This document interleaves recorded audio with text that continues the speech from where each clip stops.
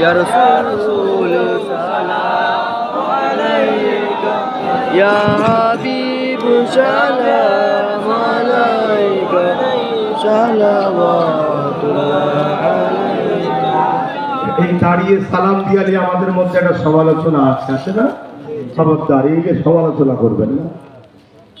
আপনার মন যাই বসে সালাম দিবার দিন না, আমার মন গেছে দাঁড়িয়ে দেবো। এটা তো ফরজ ওয়াজিব সুন্নতে মুআক্কাদা নয়, এটা প্রেমের ব্যাপার, আদবের ব্যাপার। আপনার মনে হয়েছে আমি বসে সালাম দেবো, আমি আপনার সঙ্গে ঝগড়া করবো না। আমি দাঁড়িয়ে সালাম দিচ্ছি, আপনারা উচিত হবে না ঝগড়া করা ফতোয়া দিয়া। আমি আপনাকে হাত ধরে তুলবো না, আপনি আমাকে হাত ধরে বসাবেন না, তাহলে তো সমস্যা মিটে গেল। না কোরআন হাদিসে, কোরআন হাদিসে, কোরআন। আরে কোরআন হাদিস, আপনি কোরআন হাদিস বুঝুন, আমরা বুঝি না কেন? আল্লাহ কোরআনে তো বলেছে আসাল্লিমু তাসলিমা, সালাম দিবার সময় বলেছে দিবার মতো করে দাও, উত্তম পদ্ধতিতে আদবের সাথে সালাম দাও। জোরে বলো সুবহানাল্লাহ। আল্লাহ কোরআনে বলেছে আদবের সাথে দিবার কথা, আদবের দিক দিয়ে উত্তম কোনটা? তাই দিচ্ছি।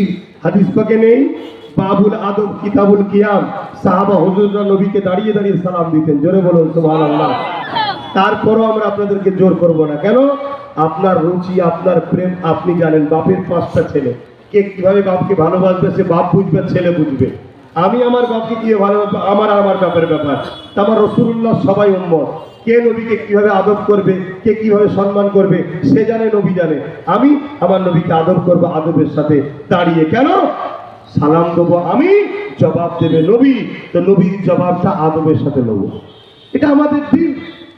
এবং আমরা দেখেছি সে ফুরফুরা হোক, তবলিগ হোক, দেওবন্দি হোক, সবার ইমাম, সমস্ত সিলসিলার হাদিসের ইমাম আব্দুল্লাহ মুহাদ্দিস দেলভী রহমাতুল্লাহ আলাইহি, তিনিও নবীকে দাঁড়িয়ে দাঁড়িয়ে সালাম দিয়েছে। জোরে বলুন সুবহানাল্লাহ।